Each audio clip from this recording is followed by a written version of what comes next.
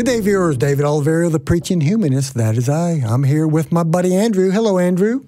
How's it going? Pretty good, pretty good. So, Andrew and I are going to have some fun today. I don't have a regular Preaching Humanist message on this particular episode, so I thought Andrew and I would have a little fun. So, this thing here is called a gospel, Christian gospel tract.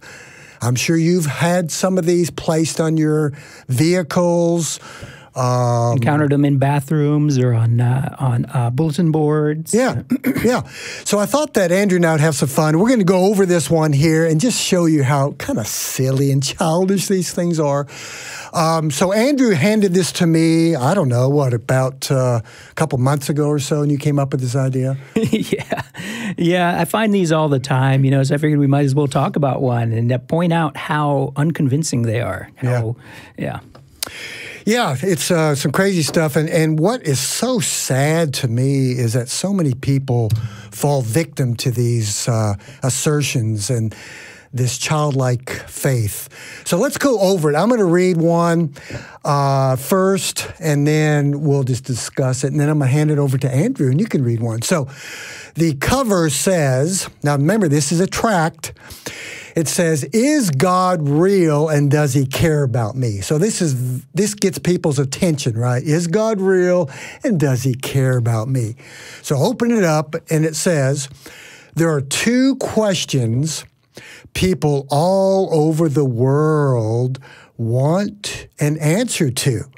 And here they are. Number one, is God real? Oh boy! Right now, I'm like, oh good, they're going to give me the answer. Awesome, yeah. They're going to let me know. Okay, let's. What do they say? Yeah, is God real? Yeah, and does He care about me? So, in the little subtitle here, I got to put my glasses on. It says, at some point. I love all these assertions they make, assumptions too.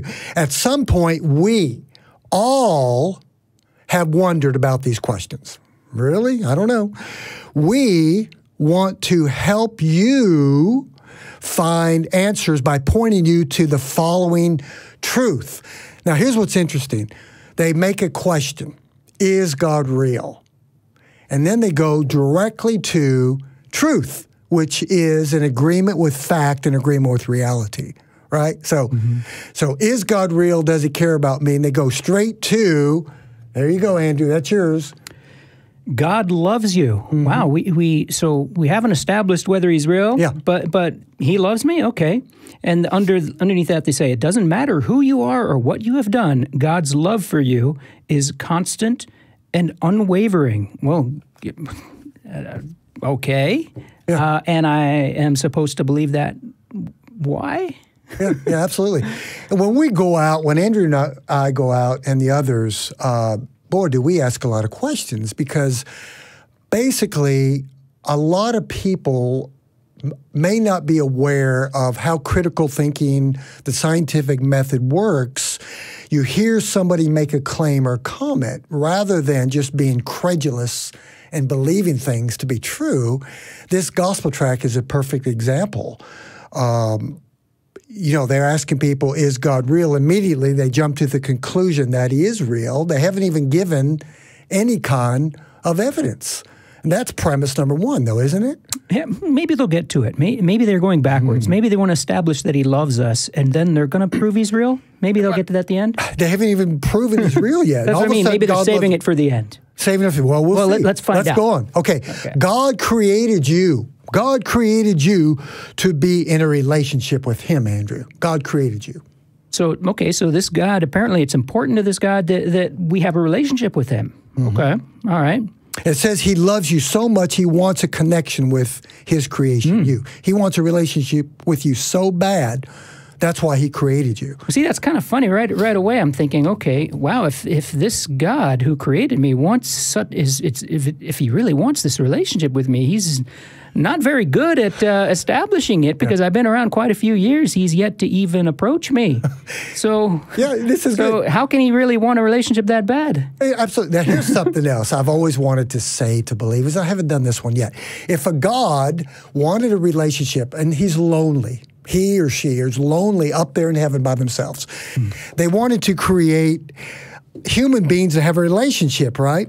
If I were a God, I were lonely, and I was able to create other beings, I would create other gods. I would create a bunch of buddies, a bunch of anthropomorphic deities to be my close buddies. I'd create some female gods that I could be with, have relationships with. But he had to create, my earplug's falling out. They had to create these human beings to have a relationship with. That's always been puzzling to me. Yeah. I think my earplug's back in correctly here. Okay. Here's another one. This one really gets to me. Deep down, we all know that we've sinned. Again, they just make a claim. Deep down, we all know we've sinned. In a sense, you could interpret that as deep down, we all know that we've done wrong. And that's true. We've all done wrong before. Right.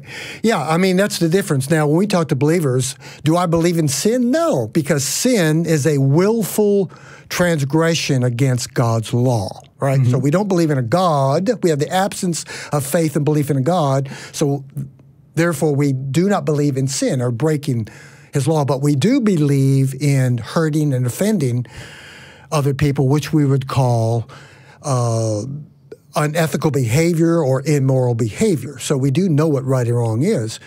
But as far as this, we know that we have sinned against God. No, I mean, I think we all have that internal moral compass of knowing what's right and wrong, and we don't want to hurt other people.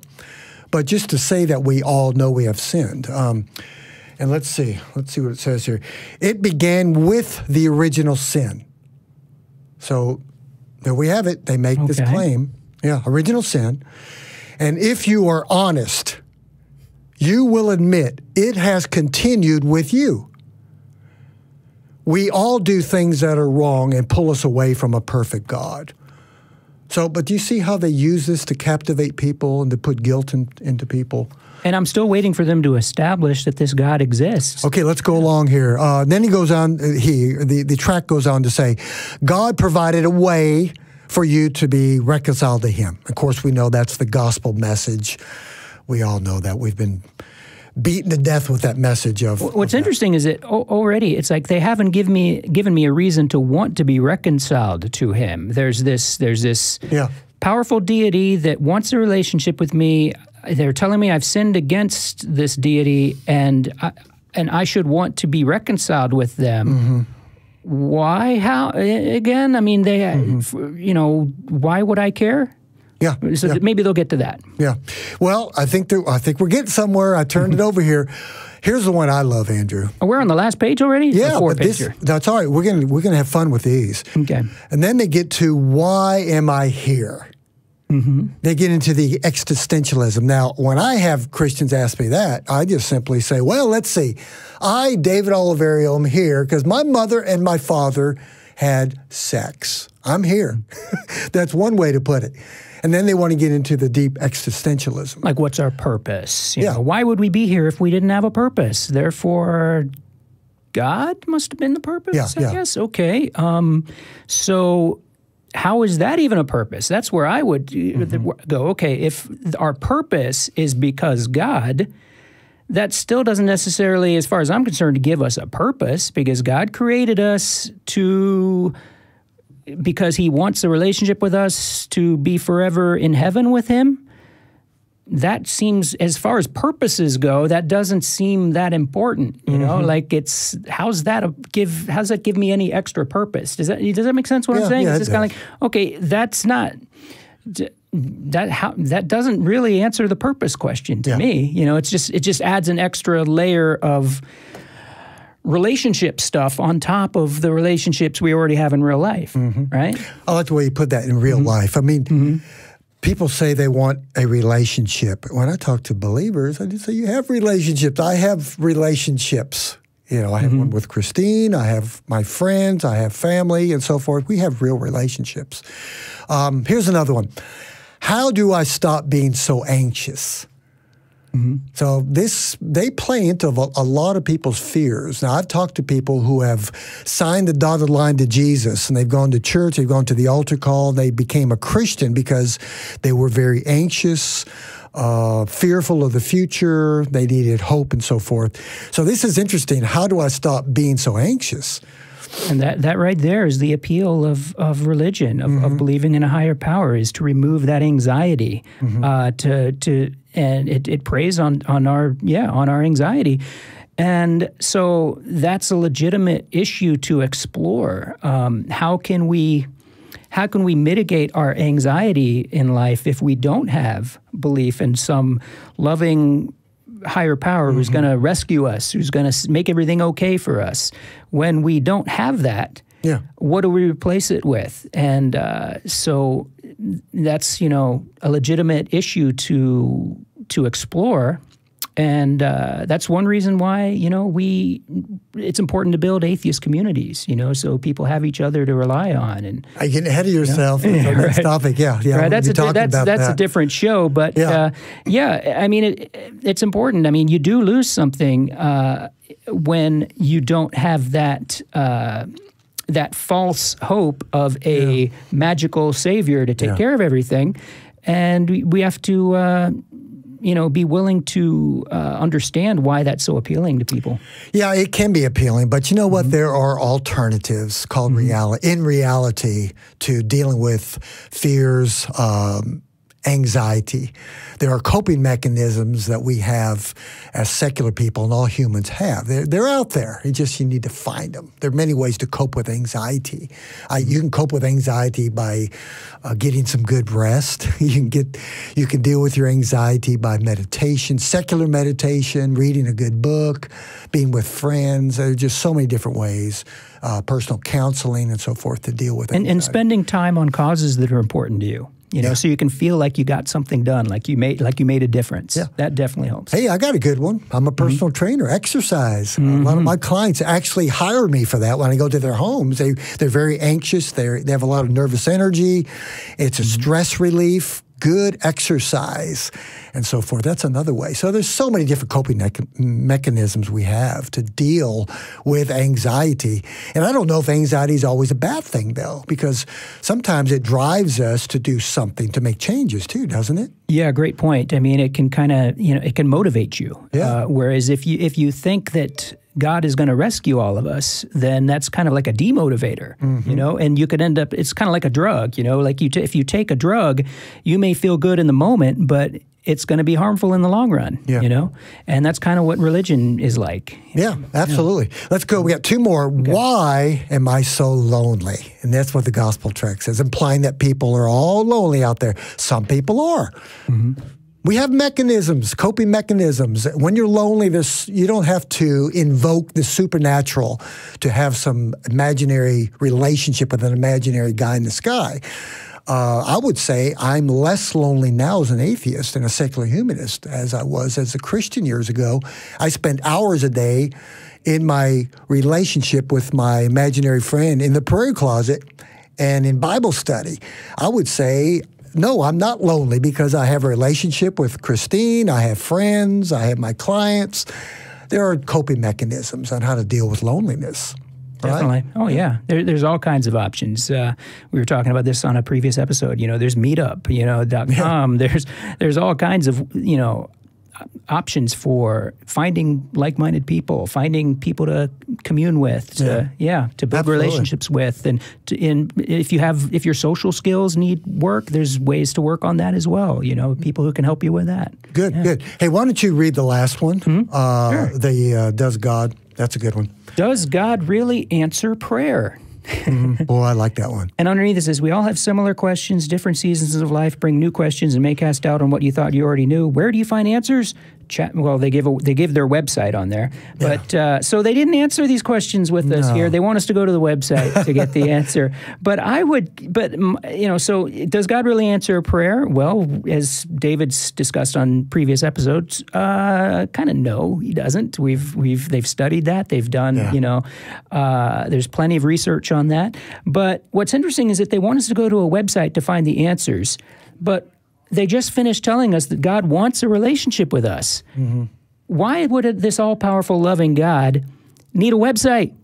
Why wouldn't he just show up to tell us himself? Yeah. Why does he need humans making a tract for him? You'd think he could do this on his own. You don't think he'd need our help. Yeah. So that alone makes it kind of a deal breaker for me. You know, that refutes it right there. Yeah. Very good point.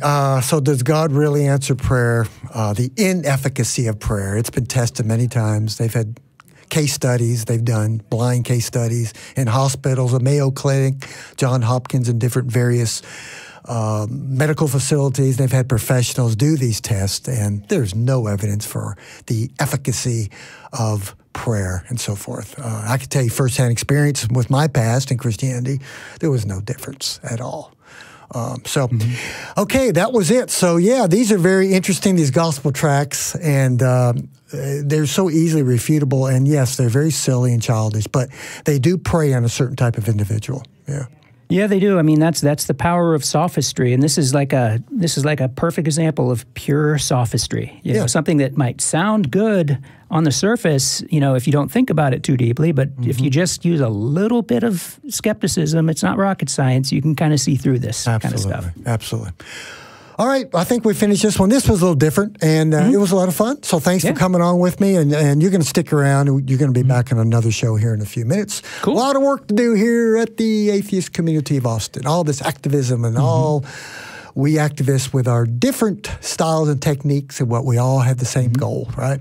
Yep. So thanks a lot for watching, and y'all have a wonderful day. Bye.